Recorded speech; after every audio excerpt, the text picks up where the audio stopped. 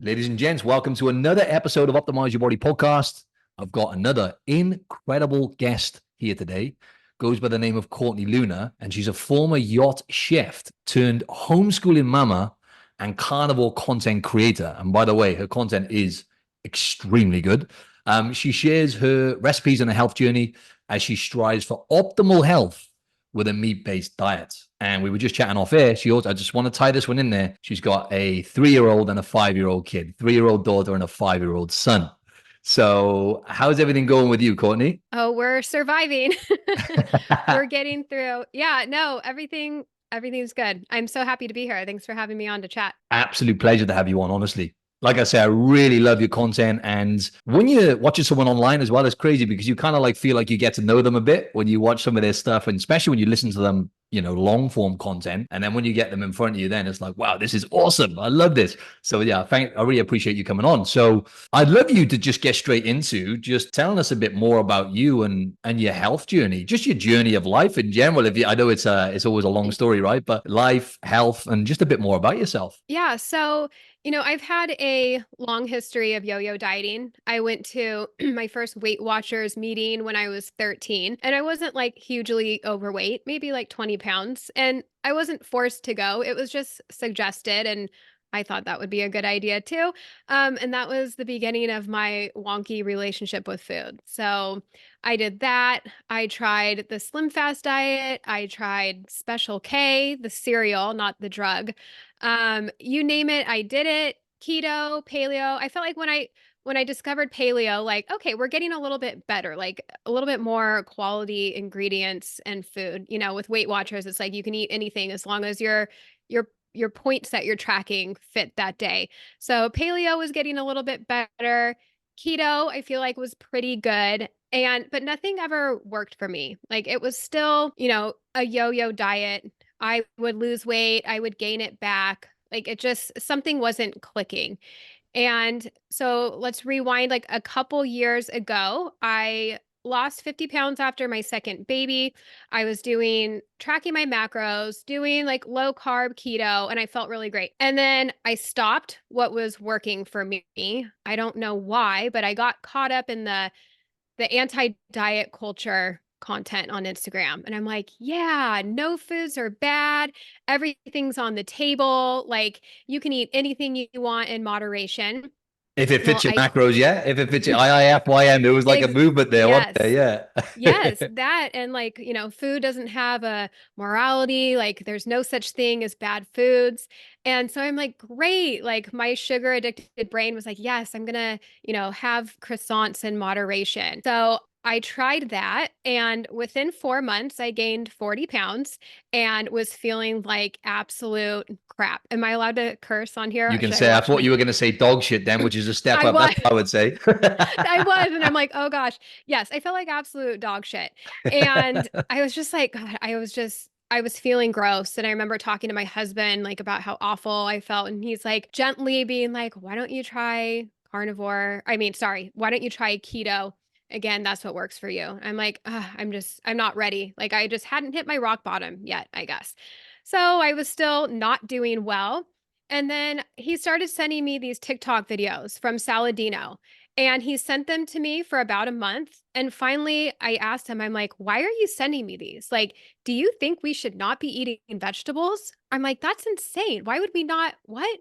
And he's like, I don't know. I got to look into it more. But he just thought it was interesting. So that was my introduction into at least animal based. So it was probably like, he does all the research. So once we found it, it's like, okay, well, let's give it a shot. Like for me, it was more coming from a weight loss area. And I'm like, I feel gross. I'm hugely overweight. Let's give it a shot.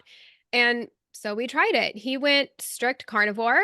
I incorporated fruits in my diets, still went the animal based route, and quickly realized that I was still wanting fruit, even though I wasn't hungry. So it's like I could eat a pound of ribeye, but like my mouth still wanted blueberries. So I'm like, talking to him, I'm like, I guess I should give up the fruit, right? Like, I feel like that's not normal. So that was almost 2 years ago. I've been carnivore ever since.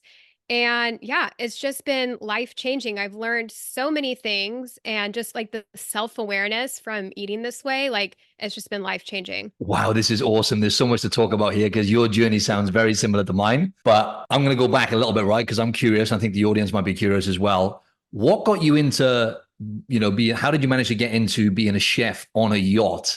And I'd love to hear a bit more about your experience there as well. Like, number one, just the lifestyle. And number two, just the kind of relationship with food. So I know you said it was wonky. I like that word, by the way. I'm going to steal that one from you. I saw that in some of your content, wonky relationship. That was mine as well. But what was that like, that lifestyle? And what was your relationship with food like at the time when you were a chef on the yachts? Yeah, so even back then, I mean, I was also younger, so I think you can eat a lot more crap and not, feel as bad and look as bad. So I wasn't really overweight. Like I wish, even now I looked like what I did then. But all the foods, I mean, standard American diet, lots of, fillets and mashed potatoes and veggies, and of course desserts. So yeah, nothing super healthy, like everyone just wanted really good, delicious food. Like when you're on a boat, you don't probably want to be on a diet when you're, yachting around the world. So yeah, that lifestyle, I mean, I did it for, was it like 7 years maybe? And it was wild. I mean, I was in my 20s. Like when you weren't working, you were partying, lots of drinking, lots of other things. And yeah, it was just, I mean, I kind of like the good old days. Like if anyone's watched the show Below Deck, I mean, they definitely exaggerate some drama, but as far as like the job duties and the descriptions of what everyone's doing and the crew drama, like 100% all accurate. I kind of miss it sometimes. And I saw you said, I ate my way through Barbados, and you started listing off all these countries on your website. I was like, that is quality. I ate my Oh, way yeah. through every country. That's quality. But like you say, you can get away with it a lot more, right? So you're obviously in your 20s then, it's crazy. It does make a massive difference with your metabolism and everything else with what you can get away with, right? When you're younger. And I would say in a sense, more so as a woman, right? Because obviously all the hormonal changes you get and everything else as you do get into kind of your mid 30s and then later down the line, obviously have a big impact as well, right? I'm just saying, because I've coached a lot of women and I do see, it can be a little bit more complex sometimes as well. Yeah, absolutely. I mean, yeah, when you're in your 20s, you can get away with not doing the best things, be up all night drinking, have a piece of pizza before you go to bed and wake up and, a couple hours of sleep and eat crap for breakfast and do it all over again. I didn't care about health in a way. Like to me, it was more always just weight. Like if I was at a good weight, then I thought I was healthy. I didn't really, I don't know. It wasn't until I came to carnivore that I really like equated eating for health and not just weight loss. And just because you are at a good body weight doesn't even mean you're healthy and feeling good and what's going on in the inside. So 100%. And that's exactly where I was at. I fortunately didn't have the challenge of gaining weight and being overweight and stuff. But in my 20s, I was partying loads, and then I got into bodybuilding. It was always extremes with me. And then it was ended up like kind of binge eating, emotional eating, all those kind of things for about 2 years.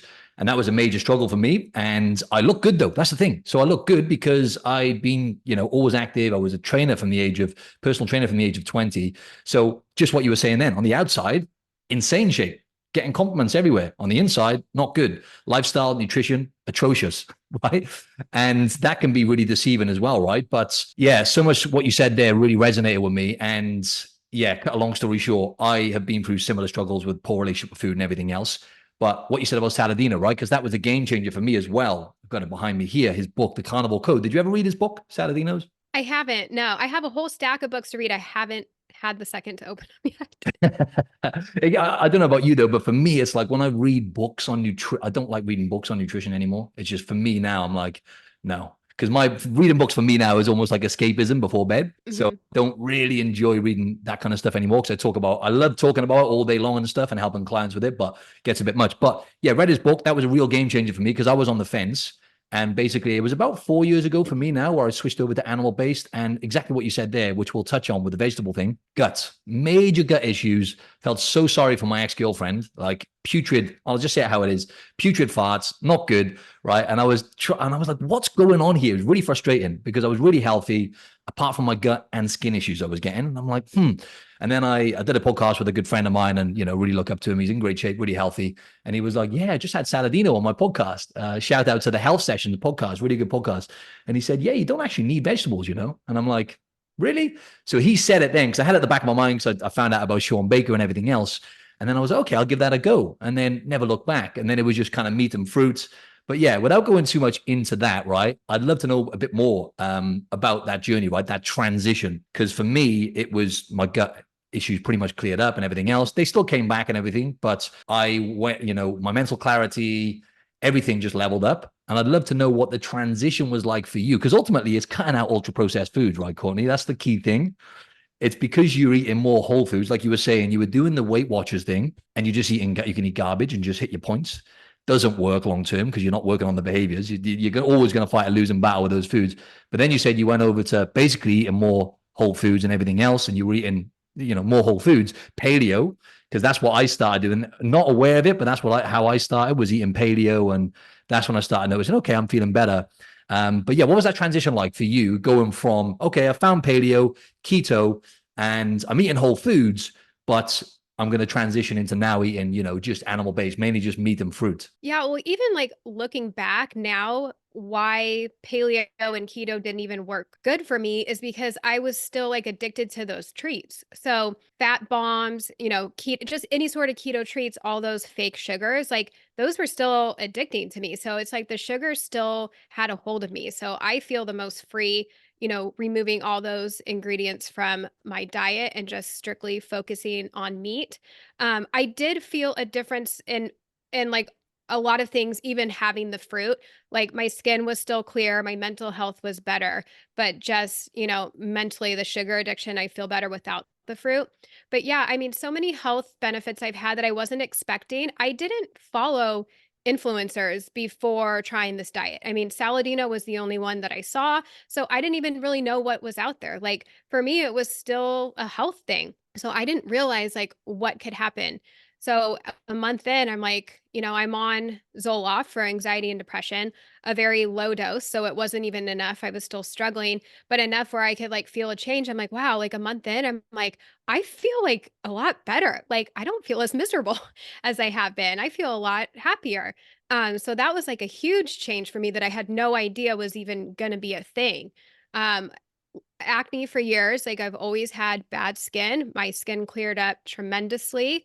And then of course, like, the gut issues, like not having any gas, oh, it's so funny. People like will comment like, oh, bro, the protein farts. It's like, it's not protein. It's, the plants that are causing all that gas. So the protein gets a bad rap when you're having, broccoli with it. What else? So weight loss, I'm down 55 pounds. I still have a little bit to go, but that's been amazing. And I feel like those are like the big ones. And then like food freedom, which doesn't make sense to a lot of people. They're like, how do you have food freedom when you don't freaking eat anything? And for me, food freedom is like not being mentally obsessed with food and not letting food have a hold on me. Like before, it's like if I had some donuts sitting right here, I'd either binge on all of them, or I would try not to eat them, or maybe I'd have one, put it in my macros, try not to have the rest. Like it was just, I was just obsessively thinking about it, and it was exhausting. So now it's like they could be sitting right there and I don't even give it another thought. So that's been one of the biggest things for me too, is just feeling like I broke free from that sugar addiction, essentially. Yeah, I can relate to so much of that as well. I was the same when I used to do bodybuilding comps. Again, this is what kind of made, I was actually like yourself. I was eating, but just for the audience as well, paleo is kind of like the hunter-gatherer diet where you eat mainly meat and some plants and everything else, but you avoid like gluten and I think dairy as well. Is that right? You take out gluten, dairy, I I think think some of dairy is like that. a hit and miss, like Yeah. depending, but Yeah, yeah. yeah. It's like the hunter-gatherer diet, basically, just natural, eating whole foods primarily. Long story short. And then keto is where you're eating a lot of fat. So essentially you need to have at least 70 to 85% fat generally to be in keto, and the rest is protein. So you're eating things like, meat, butter, avocados, those kind of things, a lot of protein and fat. And then the animal base is just essentially meat, fruit, and dairy if you can tolerate it, and maybe honey or whatever. But All that to say, yeah, I used to make lists as well. I think what you were saying there was it's an obsession, but I think there's a term for it now. It's called orthorexia. So I used to, Oh, mhm. yeah, I think it's something like that anyway. But I used to do that as well. So when I was after bodybuilding comps, I used to make lists of all the restaurants I wanted to go to, all the foods I wanted to eat, and that's actually I was getting to a good point before that. And then it kind of went downhill. Then after doing, I did like 9 bodybuilding competitions or whatever. Then I obviously got to a whole new level after that.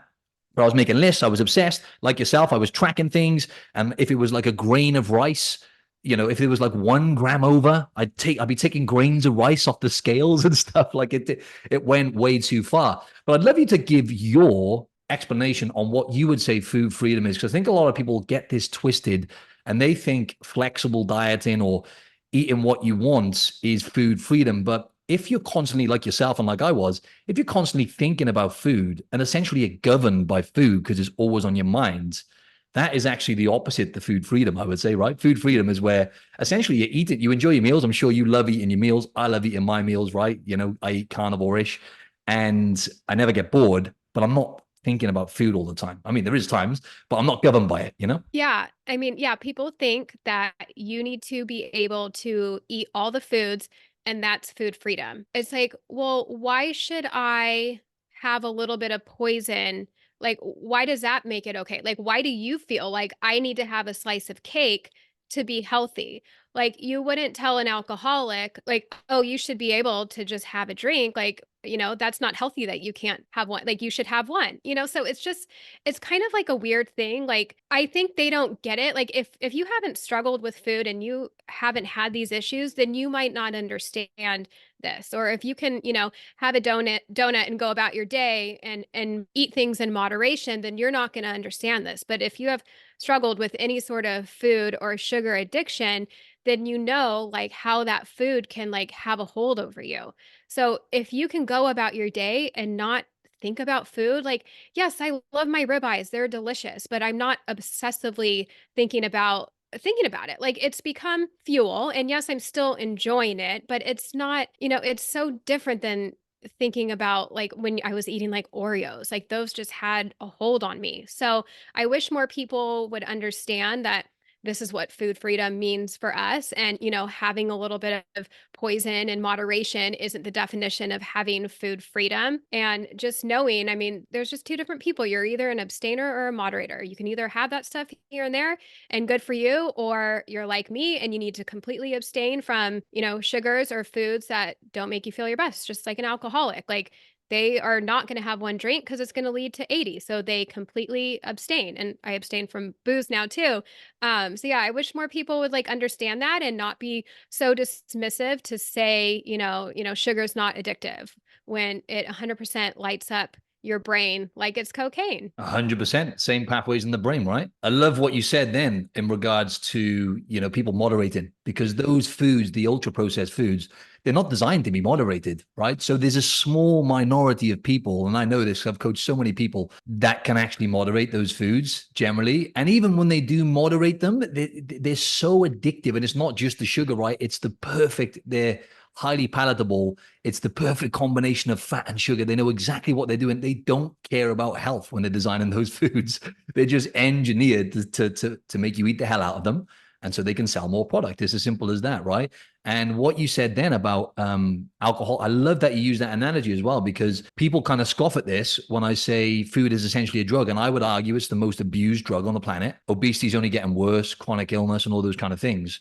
So I think if you look at it that way, yes, you can have some of those foods. It doesn't mean you have to be super strict and all that kind of stuff, because it needs to be sustainable what you're doing. And if you can have some of those foods, and in my opinion, as long as you're eating 90% pretty much minimum single ingredient foods, generally you're going to be okay. But obviously there's so many factors there from person to person. But I'd love to just ask you quickly on the mental health thing you talked about, just to clarify. So when you went over to eating animal-based, did you then come off medication or did you taper the dose down? Yeah, once I realized like, oh wow, like I'm actually feeling better eating this way.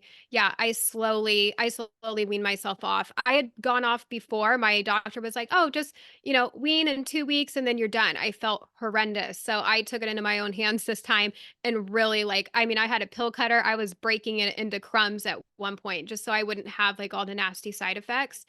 So yeah, after a month I did that, and I took a couple months to get completely off of it. And I was on a low dose already too. Hats off to you, because that is so hard to do. Thankfully, well, not thankfully. I mean, some people need them. That's fine. But I didn't, I was close at one point, actually, in my early 20s to actually taking SSRIs, but I didn't.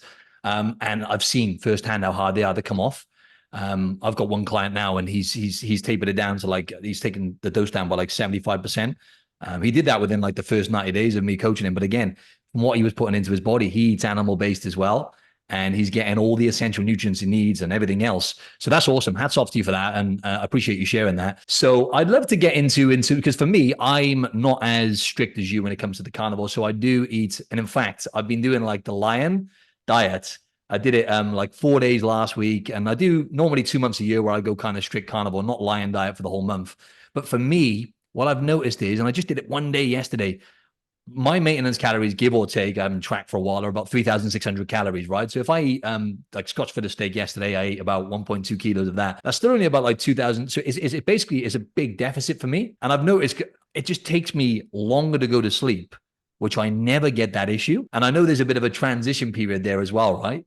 But I did it as well in, I think, last year. And long story short, I did notice after like a week to 2 weeks, I noticed my libido dropping, which like never happens. My libido was dropping. I'm like, okay. But again, it's because I'm in a calorie deficit as well. It's quite simple. So I think maybe it would take, because it can take you like 30 days to get, I think up to 30 days or maybe longer to get fat adapted and everything else. But I'd love to know, like, where you're at now with the way you eat. Because I know you did the lion diet. I saw some posts on your YouTube, and I think it was like you did the lion diet for like a year, right? You just ate, I don't know if it was lion, but you just ate meat for a year, right? If I've got that right. Meat and dairy Got it. for the last 2 years. The lion was like, I lasted 3 weeks. Okay, that's good to know. Yeah. It was just me. I thought maybe you just slacking with the discipline. Yeah, no, the lion's a little too hard, especially with that. Like, I needed my chicken wings or salmon, like, unless you have like severe autoimmune issues, I don't think lion is totally necessary. Or maybe I was doing it as a reset, just like for fun, essentially, just to try it out. But yeah, I eat all the animals. I do have some dairy. I find that I can have, what's it called? Not sober behavior around dairy. So it can be a slippery slope for me. I can easily chug a whole gallon of heavy cream. So I have to be aware of how I'm acting around dairy. It's just something that it keeps it sustainable. I should probably, do without it, but it's what keeps this way of eating sustainable for me. So I do incorporate it. But so that's the thing that I battle sometimes.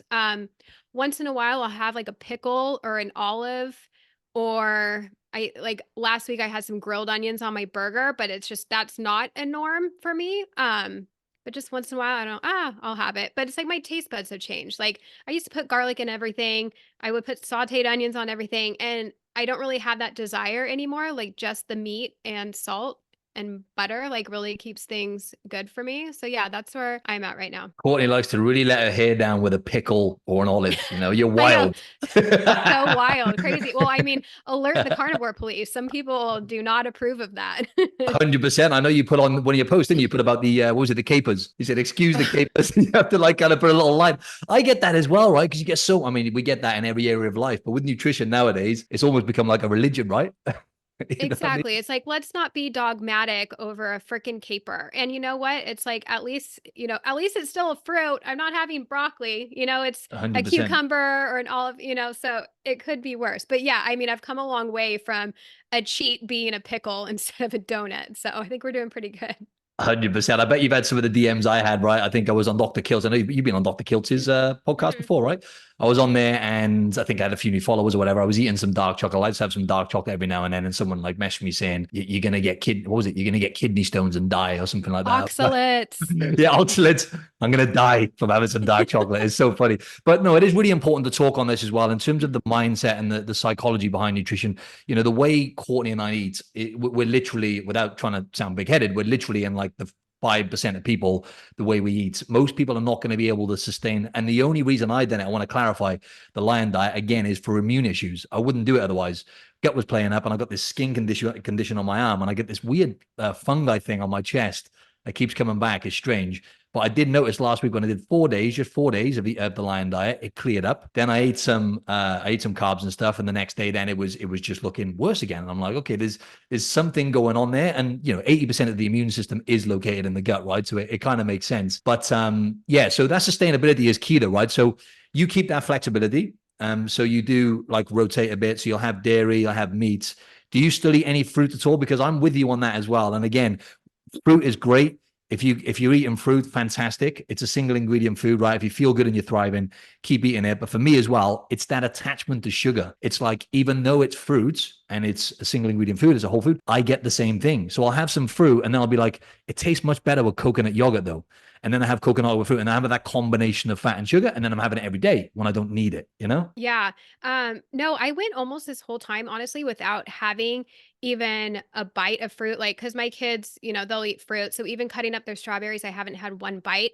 I did a couple weeks ago have, it wasn't even a couple, maybe 1 week ago, I had a little sip of their smoothie because I was just curious what the heck I've been making them. I do like a beef protein powder. I do colostrum, collagen. I don't do juice. I do raw milk, and then I do some frozen fruit. And I was just like, okay, I just want to taste it. I want to know like what I've been giving them this whole time and what it tastes like. But I was actually kind of nervous. I'm like, I don't want to kickstart some sugar cravings. So I did have some and it seemed fine, but that was the first time that I've had fruit in like almost 2 years. So yeah, I'm just aware that I can't just go have a handful of blueberries, that would probably kickstart something for me. And I don't want to go back to how I was before. And I know it's only blueberries, but I feel like those blueberries could easily turn to cookies or ice cream, and I'm like, I feel like I'm one bite away from my past life. And I just don't want to go down that trail.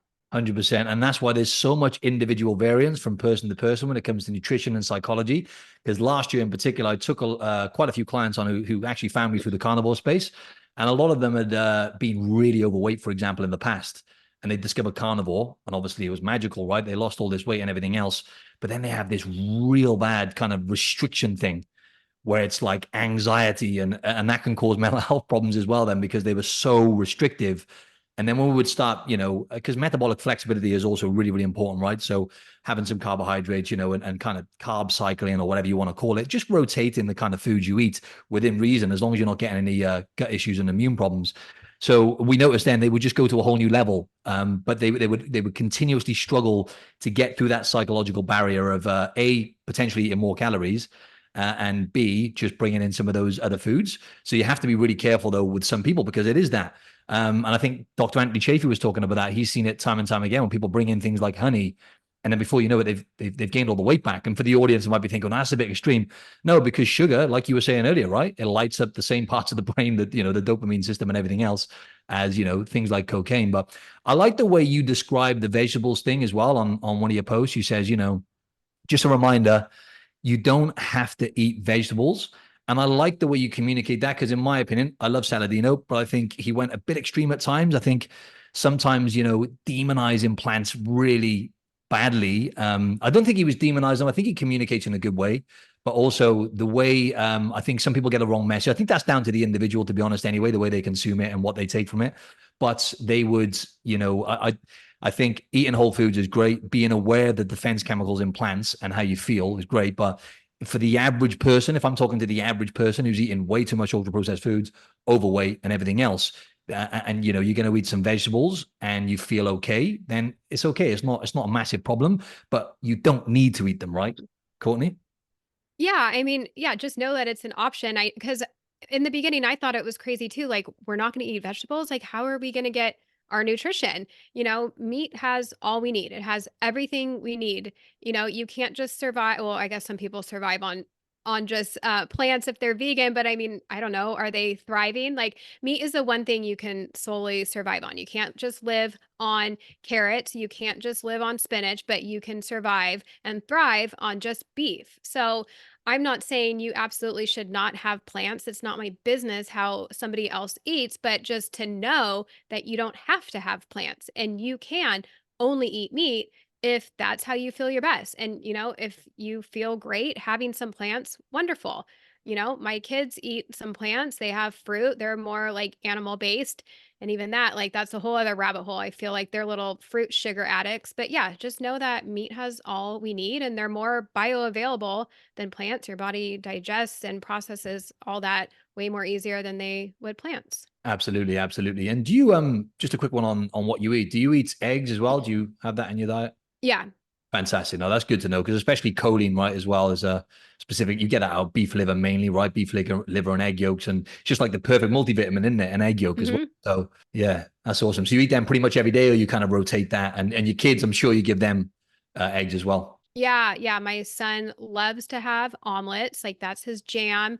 Bacon bits and cheese omelets. My little one doesn't love eggs. I mean, we'll sneak them in things and she'll have them here and there. But yeah, I mean, they are super nutritious and it's a good like macro ratio too. So yeah, I try and have them pretty much almost every day, at least get a couple. I like to always have like hard boiled eggs in the fridge just for something easy to grab too. Mm. I'd love to touch on in terms of where you're at with. Don't mind if I ask, how old are you right now? I know you should never ask a woman their age. No, that's fine. I will be 40 in June. 40 in June. Okay. So because I've coached probably about 40% of my clients are female now. And I'm just curious to know how you manage that, because obviously things change, right? Hormonal, like we talked about earlier, hormonal profile and everything else. Plus, you've quite recently, well, over the last 5 years, had two kids. How did you kind of manage that with your hormones and everything else and going through, having kids and having young kids and losing sleep and everything else? How did you manage that, and with carb addiction and everything else, right? We all know even one night's poor sleep can have a massive impact on your food decisions, your hormones, and everything else. So I'd love to touch on that because I know a lot of females and the males in the audience will kind of relate to that who've got kids, especially. Yeah, I mean, I should probably get my hormones checked. Like, I don't know how they're doing. I feel pretty good. Just even like my cycle is like completely easy. Like I've heard a lot of other people say that too. Like they don't even know it's happening. Maybe only if they like track, there's no cramps. So all that has been really awesome too. My sleep is amazing as long as my kids don't fricking wake me up. Like when they come into my room, like that sucks. But I mean, I sleep really good.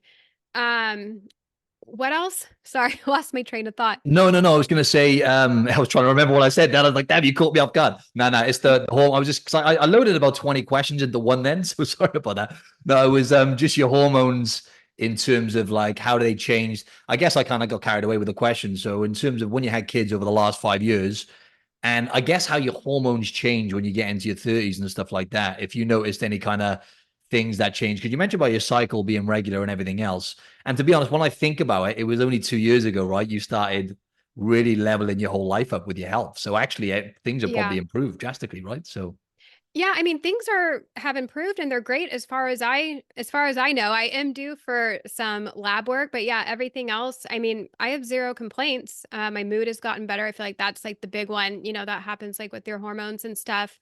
But yeah, so far so good. awesome stuff. Awesome. Yeah, I'd love to know a bit more as well about, like carbohydrates and stuff and how you kind of manage that right now. So you do have some fruit here and there, but at the moment it's no fruit at all, right? So just to clarify, it's literally dairy, meat, eggs primarily is what you eat right now yourself, yeah? Yeah, and then I wouldn't even say fruit once in a while. I mean, once in a while like a pickle. No, but I wanted to ask you about the kids thing, right? Because I am thinking about, not thinking about, definitely going to have kids in the near future, and I'd love to know in terms of the challenges, right? Because this is something I've already fear in the future, right? You only have so much control. They're going to be in different environments and everything else, right? And how you manage that, because you all just said then, right? You feel like with the fruit, and that's great. They're eating fruit and everything else. But you said they're becoming like little like fruit addicts or whatever, fruit sugar addicts or whatever. So how do you manage that? Is my question with the environments they put in and yeah, I mean, I can imagine sometimes they might go to a kid's party and they might eat some certain foods. But I think the good thing is then they'll probably feel it so much because they don't eat those foods. They probably like feel like dog shit. Back to what we were saying earlier. Yeah, exactly. Yeah, the kid thing is tough because you want to do what you feel is best and give them all this nutritious food, but you're mindful about like I don't want to create issues. I get a lot of comments like you're going to cause eating disorders in your kids and it's like, well, that's not the goal. Like of course I don't want that. I don't want them to go to a friend's house when they're older and binge on all the things that mom won't let them buy. So, I am not 100% restrictive.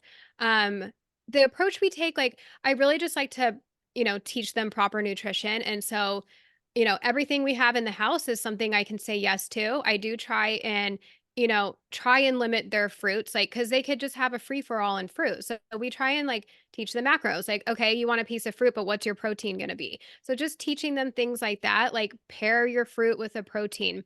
And they do have some freedom when we go to a birthday party and I hate it. I hate that, like, all these activities are, like, surrounded by food, like, why do you have to feed my kid? I'll feed him before we go, but that's just how it is. So you go to a birthday party, okay, there's gonna be pizza, so it's like, I'll feed them before and just hope for the best, but yeah, they're gonna have pizza because it's like, "Oh, we don't get this stuff on, regular basis." So we just teach them, "Okay, like, have the slice of pizza, sure. You don't need to eat it all. Like, this isn't the last time in the world you're ever gonna have a slice of pizza. Like, take it easy, listen to your body." That's like our main thing. Just listen to your body. If you start to get a stomach ache or if they have a cupcake. I will say I will draw the line like you're not having the red frosting cupcake. Like let's not do the red dyes. Like I feel like that can be like a common ground. Can we all agree that we should not be having food dyes?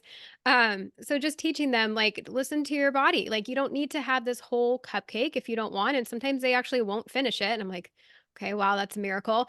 And then later when they're running around like a crazy maniac, it's like you bring it to their attention like, "Okay, how are you feeling right now? Like your behavior is a little erratic. Like how are you feeling inside? Like this is because like if you're having a rough time, this is because of the food you ate earlier." So really just trying to teach them and talk to them about nutrition, that they know that we prioritize meat. If you ask my 3-year-old, if you ask her what is fat, she'll be like flavor. So it's like they like it, it's fun, like, they like eating meat off bones, like, we eat with our hands a lot now, like, I don't use fork especially, like, if I'm cutting up a steak, like, I just use my hands, so we've lost all manners, but it just feels, like, super primal, and I feel like it almost, like, brings us a little bit closer outside cooking on the grill, like, it's just been really good, and yeah, so I just try and do the best I can. Everything like, if they do have a treat, it's gonna be outside of the house because I don't want them to bug me about it. Like, say if we had like a thing of cookies, and if you say, okay, you can only have one a day, well, then they're just going to constantly ask you for it all day long. So it's irritating. So have the things that you want them to eat in the house. And yeah, and just hope for the best that I'm hoping that I'm not screwing them up. Thing is, though, it must be so tough as a parent, right? Because no one's ever going to be the perfect parent, right? All you can do is try your best. But I find that so interesting. People say to you, you're going to give them an eating disorder because you're making them aware. And that's amazing, by the way, the fact that they're already going to be kind of conditioned, right, from a young age to eat the most nutrient dense foods and avoid ultra processed foods. But in America, it's crazy, though. That's another conversation, but well, there is no food regulation, just what they can get away with out there. I mean, they get away with stuff here in Australia as well and back in the UK now, but it's like, a fraction of, the ultra processed foods that they get out there. So I'm making you anxious now. And you're like, damn, when they're around those foods. Yeah, no, I mean, it's just absolute garbage. And you should see, I mean, because my older son is in sports, and it's like, can we not do snacks? Like, can we just bring our own food? Like, I don't need you to feed my kid. And like the snacks that these people bring, it's like, it's appalling. Like, even my 3-year-old, she did soccer one year, and one of the snack bags had like 5 different things. It literally had a Rice Krispie treat, a red Gatorade, fruit snacks, which I give fruit snacks that don't have sugar. These fruit snacks had corn syrup in it. It's like fruit sweet. We don't need to add sugar. Cheez-Its and like cookies, like something else where I'm like, oh my gosh, you guys. Like, and this is probably like how these people like eat on a regular basis. Like, what happened to orange slices at halftime? Like I remember I'm that. prob Yeah. yeah, and it's like I'm almost embarrassed when it's my turn to bring snack. And and we will like accept the snack and say thank you so much and be on our way, but I don't give it to my kids. I just don't want to like be rude to the person giving it. But it's like I'm probably now like I remember when when I was younger, my mom was like a total like health nut. And I remember just always being like, oh my God, my mom's bringing these healthy cookies and everyone's doing this, or, like almost being embarrassed. So my snacks for soccer, which I don't think my kid is embarrassed yet at this age, but it's like, I'll do a cheese stick, a meat stick, like a chopstick, and I'll do like a pouch, like a fruit pouch. And I'm sure they're probably like, what the hell is this shit? Last week we got Oreos and a Gatorade, but it's like, I don't know. This is what I want my kids to eat. So this is what I'm hoping you will feed your feed your kid as well. 100%, because it's crazy that people, and again, they don't know any better. A lot of parents, they just don't know any better. And not to say that anyone's good or bad, but they really don't know. So they're giving them the Gatorade, the Oreos, and everything else, but they don't know that they're putting them on the back foot, potentially for the rest of their life. If they're eating those foods every single day, that is you're fighting a battle going forward then, especially with the emergence of technology, which is amazing, but also, people being sat down more than ever and everything else, which is another conversation. But yeah, what you said then about eating oranges, I said, I'm 36 now and I had a flashback. Yeah. And I thought, yeah, that is true. Actually, I used to play rugby and we used to have oranges at half time. And I'm like, that's probably a thing of the past now. Whatever happened to that? Yeah. Yeah. I Why don't we see it. stopped eating fruit? Like, what's going on? Right. And maybe a granola bar at the end, which I feel like is a step up from what they're giving them, these days that I've seen. I'd rather have it be a granola bar.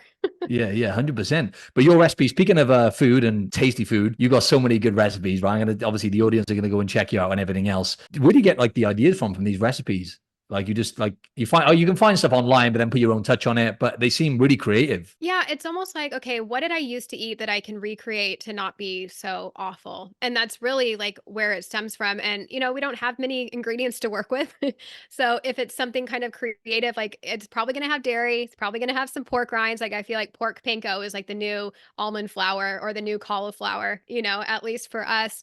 So yeah, it almost, not that it makes it easier, but there's only like a few options of things we can use. So it's like, okay, well, if I want to recreate this, this is all I have to work with. So let's throw it together and hope for the best. Nice. I love it though. I love it. But they look absolutely incredible. And obviously your kids enjoy them as well, right? Yeah, everyone's doing good. I don't really get many complaints. And yeah, I mean, I love the way we eat. It's working for me. Awesome. I'd love to know kind of what's next for you with what you're doing with, you put an amazing content out there, but just in general, what's next for you in life, if you don't mind sharing? Yeah. Okay. So I do have some things coming up now that you ask.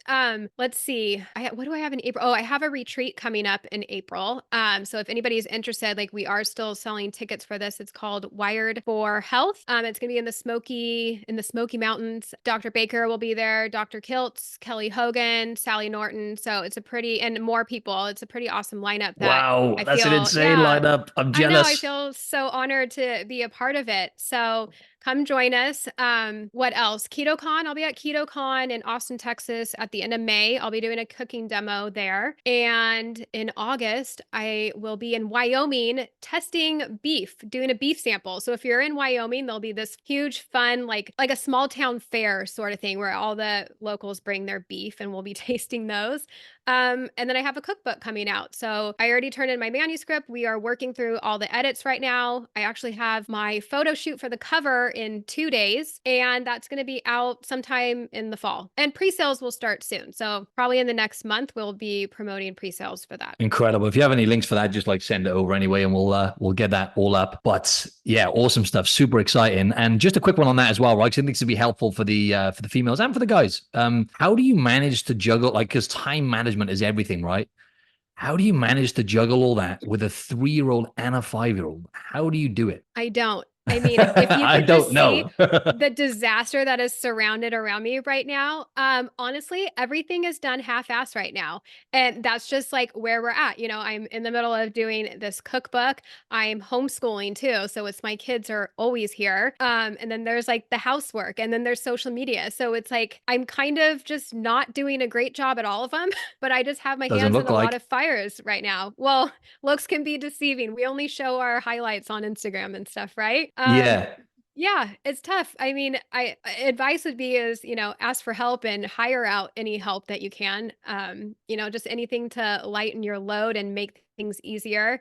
Yeah, just get whatever help you can have. Luckily, I have my mom. She's with my kids right now. That poor lady is here every day helping me out. Yeah, outsource what you can for sure. Outsource, yeah. My mum's actually here visiting from the UK for a month because I'm from the UK, and she's visiting for a month now. And yeah, she's like, yeah, I can't wait for you to have kids and everything else. And my girlfriend's Brazilian, so she has her obviously family. They value family a lot, right? So we've got the grandparents already lined up, ready to go. You know what I mean? So I'm Yeah, preempting that in advance.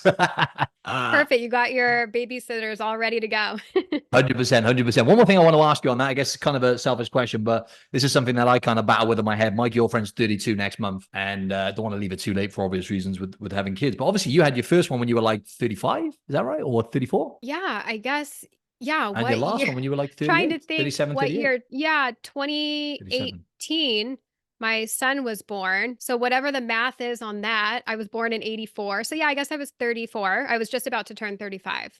Mm-hmm. Yeah, geriatric pregnancy, baby. I mean, it's like Wow. that's what when you're 35 and above. Yeah, so I was like 37 or 38 on the last one. Awesome. Yeah, And but it's I don't still mind if I ask, no, like, because this is even before you did all the, like, before you went really, you were still eating, at this point, though, just curious. So you were still, at that point, you were really healthy because you were still eating whole foods and everything else and really tuned into health, right?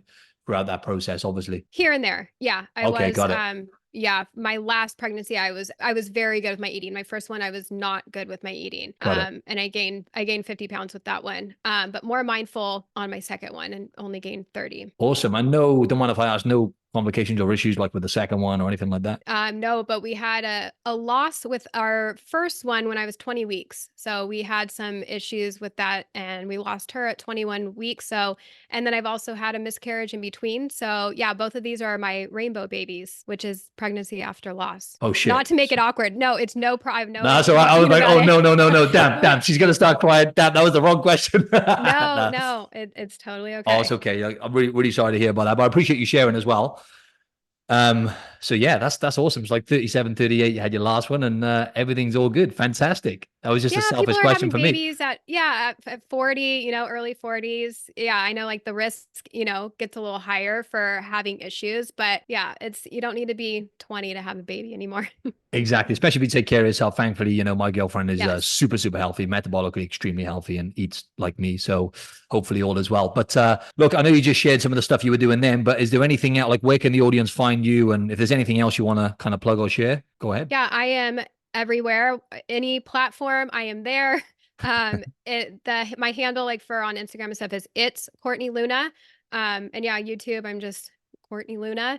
And yeah, come say hi, come slide into my DMs and yeah, come say hi. Fantastic. I've got to say, some conversations when I have podcasts, I just like, you only get into that kind of like flow state and you're really enjoying it. Like that was awesome. I could talk forever to you about all the stuff we talked about there. There was so many more things, but I'm glad we covered so much ground there. There's so much value in this episode. So thanks a lot for your time, Courtney. Yeah, thank you so much for having me. That was fun. Absolute pleasure.